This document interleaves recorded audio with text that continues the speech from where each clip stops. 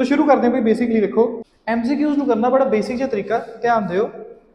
सब तो वड्डी जरूरी ਜਿਹੜੀ चीज़ है ना वो वा MCQ के क्वेश्चन पढ़ने का तरीका। क्लीयर है? पहला तो हमेशा दो क्वेश्चन इकट्ठे पढ़ने, दो क्वेश्चन इकट्ठे पढ़ोगे तो किवें क्यों पढ़ने आ कि तुहानू मान लो कि अगला क्वेश्चन आ आप 23rd वेखना, ठीक है। मान लो अगला क्वेश्चन है by the mid 1980s the farmers in Denmark. So आप अपना आंसर लभण की कोशिश करनी है तो जिथे डेनमार्क आ गया मतलब अपना आंसर निकल गया। सो आप वेखा मतलब हो गया कि अपना आंसर इस तो पिछे हो। आप लभना इनू आ पर डेनमार्क का भी ध्यान रखना कि जिथे डेनमार्क की गल आ गई अपना आंसर निकल गया ऑलरेडी। सो क्वेश्चन ध्यान समझो कहते research completed in 1982 found that in United states soil erosion dash. तो इन्हों कभी नहीं पढ़ना, कभी MCQs नहीं पढ़ना, क्योंकि जे तुम MCQs को पढ़ोगे तो आप सोचो 4 चों 3 तो गलत वा, तुम लभोगे की दस। क्लियर? आप बस इन्ना लभना वा कि 1982 च एक रिसर्च कंप्लीट हुई तो रिसर्च पता लगा कि यूनाइटेड स्टेट्स के सॉइल इरोजन डैश हुई। सो आप वेखना वा सॉइल इरोजन की हुई है बेसिक। हुण आप वेखना वा 1982 च रिसर्च की गल कित्थे है ते सॉइल इरोजन की हुई है। तो आप वेखते हैं ध्यान नाल, आपां नूं पूरा पढ़ने की जरूरत नहीं है। आ रहा यूनाइटेड स्टेट्स ते आ रही 1982, ठीक है। तो रिसर्च वगैरह की कोई गल हुई है, ठीक है, मेजरमेंट्स वगैरह की गल हुई है। सो आप कह सकते हैं रिसर्च की गल, ठीक है। सो पढ़ते हैं the United States where the most careful measurements have been done discovered. हमेशा जिथे दो कॉमास आ जाए, जिवें इत्थे कॉमा वा इत्थे कॉमा, तुम याद रखना वा तुम कॉमास दे विचकार वाली चीज़ नहीं पढ़नी। पढ़नी नहीं है मतलब ये नहीं कि हम छड्ड ही देना वा, पढ़नी का मतलब है कि उनके तो बिना सेंटेंस पढ़ोगे तो सौखा लगू। किवें? द यूनाइटेड स्टेट्स डिस्कवर्ड, सौखा ना सेंटेंस, पर उत्थे लिखा the United States where the most careful measurements have been done discovered in. ये इवें लगन लग पैंदा कि यूनाइटेड स्टेट्स ही डिस्कवर किया गया। सो बड़े आराम ना विचकारली चीज़ छड्ड के पढ़ो। The United States discovered in 1982 that about 1/5 of the farmland as losing top soil. हुण लूजिंग टॉप सॉइल की हो गया सॉइल इरोजन, अपन को पता सिनोनिम लभ गया अपन। 1/5 of its farmland as losing topsoil at a large rate likely to diminish the soil productivity। कि 1/5 farmland जिहड़े टॉप सॉइल लूज करते पे ते इनदे करके उन्हां दी प्रोडक्टिविटी घटदी पई है, ठीक है। सो 1/5 कितना हुंदा वा आपां नूं पता 1/5 की हुंदा वा 20%, पंजां चों एक हिस्सा। सो मतलब 20% तो फार्मलैंड दी लूज करते पे अपनी एबिलिटी। हुण इहदे च आंसर देखो, हुण तुसीं सही आंसर नहीं लभना, तुसीं गलत आंसर बाहर कड्ढे तो तुम देखोगे 4 चों 2 आंसर्स तो हो गए नहीं, जिवें कि reduce the productivity of farmland by 20% हो सकता। सो आप इनू सर्कल लगा ला, ठीक है। Was almost as severe as India and China, Hindi तो गल ही नहीं की। सो बी तो है ही नहीं है। Was causing damage to 20% of farmland, ये भी हो सकता। Could be reduced by converting cultivated land to meadow and Hindi गल नहीं की। सो 2 आंसर तो इत्थों ही निकल गए, मतलब 50% तो आप वैसे ही सही हो गए। हुण इत्थे ध्यान ना पढ़ना वा, वो कहते उन्हें प्रोडक्टिविटी 20% घटाई कि 20% फार्मलैंड खराब करते। तो ये बेसिकली इन्ना वेखना वा कि जी 20% आपां दित्ती गई है वो परसेंटेज प्रोडक्टिविटी दी है कि वो परसेंटेज फार्मलैंड दी है। आपां दोबारा एक बार ध्यान मार that 1/5 of its farmland, percentage productivity दी है कि फार्मलैंड दी है? फार्मलैंड। तो आंसर की होना चाहिए अपना, फिर सी होना चाहिए। तो अपना आंसर पर वेखदे की है। हुण आपां जे 24th क्वेश्चन करना वा तो 25th क्वेश्चन नाल पढ़ के चलना, ठीक है। सो क्वेश्चन आ गया bye the mid 1980s farmers in Denmark के 1980 च डेनमार्क के फार्मर्स ने की कीता, आपां ये वेखना, ठीक है।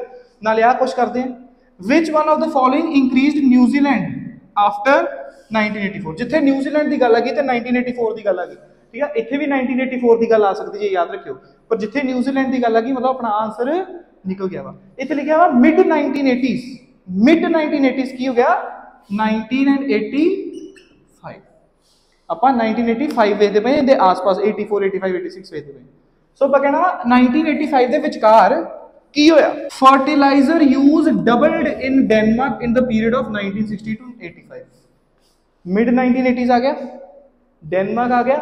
हुण तुसीं कहोगे सर फार्मर तो दिता नहीं है, फार्मर्स इन डेनमार्क ही, तो फिर फर्टिलाइजर यूज कौन करन दिया होगा?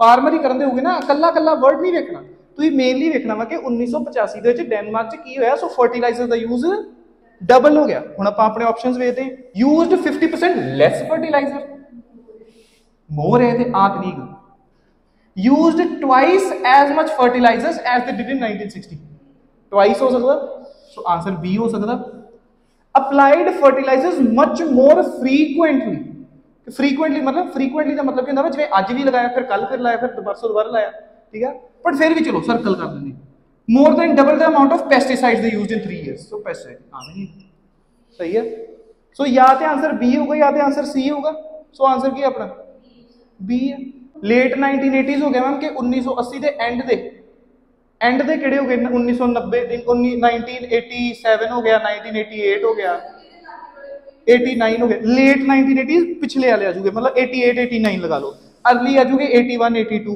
क्लियर है ना इतना ईजी है करना एमसीक्यूज ਨੂੰ हाँ देखो ਹੁਣ ਆ ਤੁਸੀਂ करना चाहिए ठीक है which of the following increased in New Zealand बड़े ध्यान ਨਾਲ ਵੇਖਿਓ ਕਹਿੰਦੇ न्यूजीलैंड ਚ ਕਿਹੜੀ ਚੀਜ਼ ਇੰਕਰੀਜ਼ ਹੋਈ 84 ਤੋਂ ਬਾਅਦ ਆਪਾਂ ਬਸ ਇੰਨਾ ਵੇਖਣਾ ਵਾ ਕਿ ਨਿਊਜ਼ੀਲੈਂਡ 84 ਤੇ ਕਿਹੜੀ ਚੀਜ਼ ਵੱਧ ਗਈ ਬਸ ਵਧੀ ਵਾਲੀ ਚੀਜ਼ ਤੇ ਉੱਤੇ ਧਿਆਨ ਦੇਣਾ ਅਗਲਾ ਕੁਐਸਚਨ ਵੇਖ ਲਓ ਜਿੱਥੇ ਉਹਨੇ ਰਿਚ ਕੰਟਰੀਜ਼ ਦੀ ਜਾਂ ਫਿਰ ਲੈਸ ਐਨਲਾਈਟਨਡ ਦੀ ਵਰਡ ਕਰਤਾ ਯੂਜ਼ ਠੀਕ ਆ ਜਿੱਥੇ ਲੈਸ ਐਨਲਾਈਟਨਡ ਵਰਡ ਯੂਜ਼ ਹੋ ਗਿਆ ਉੱਥੇ ਆਪਣਾ ਆਨਸਰ ਆ ਨਿਕਲ ਗਿਆ ਠੀਕ ਆ ਸੋ ਆਪਾਂ ਬੇਸਿਕਲੀ ਵੇਖਣਾ ਵਾ ਕਿ ਨਿਊਜ਼ੀਲੈਂਡ ਦੇ ਵਿੱਚ ਕਿਹੜੀ ਚੀਜ਼ ਵਧੀ ਠੀਕ ਆ 1984 ਤੋਂ ਬਾਅਦ ਸੋ ਵੇਖਦੇ ਆਪਾਂ The most dramatic example was that of New Zealand. Answer आने लगा which was scrapped farm support in 1984. Scrap का मतलब क्या होगा? Scrap का मतलब पता? नहीं पता. एक साथ ना meaning तो देखो. Scrap का मतलब घटाना लगता पे कि बढ़ाना लगता पे which scrapped घट लगता पे ना feel तो चलो इनका मतलब होता है scrap कर लेना मतलब खो लेना किसी scrap कर लेना ठीक है. So which scrapped most of the farm support in 1984. ते farm support क्यों गया वा? घट गया A study in the environmental effects conducted in 1993 found that the end of fertilizer subsidies have been followed in fall of fertilizers भी की हो गए डिक्रीज हो गए ਆਪਾਂ ਕੀ ਵੇਖਣਾ ਵਾ ਵਧਿਆ ਕੀ ਹੈ decline in prices prices ਵੀ ਕੀ ਹੋਇਆ ਘਟ ਗਏ ਠੀਕ ਆ ਫਾਰਮ ਇਨਕਮ ਵੀ ਜਿਹੜੀਆਂ ਵਾ ਉਹ कट हो गई घट गई द रिमूवल ऑफ सबसिडीज भी की हो गई घट गई also stopped land clearing and overstocking ते लैंड क्लीयरिंग ते ओवरस्टॉकिंग भी की हो गई स्टॉप हो गई है ਆਪਾਂ ज्यादा डिटेल्स नहीं पढ़ते पे वैसे अपन चंगी तरह पढ़ना चाहिए वा पर ਆਪਾਂ क्योंकि देखना कि इंक्रीज की होया वा मैं ਤੁਹਾਨੂੰ ਸਿਖਾਉਣਾ ਪਿਆ कि ਤੁਸੀਂ ना वर्ड्स देख के कंफ्यूज नहीं होना तो ये देखना इंक्रीज होनी चाहिए चीज मैं बस इंक्रीज ਲੱਭਦਾ ਪਿਆ ठीक है सो जे ਆਪਾਂ पढ़ना शुरू करते हैं found that the end of fertilizers मेरा ध्यान end ते end of fertilizer subsidies had been followed by fall in fertilizer use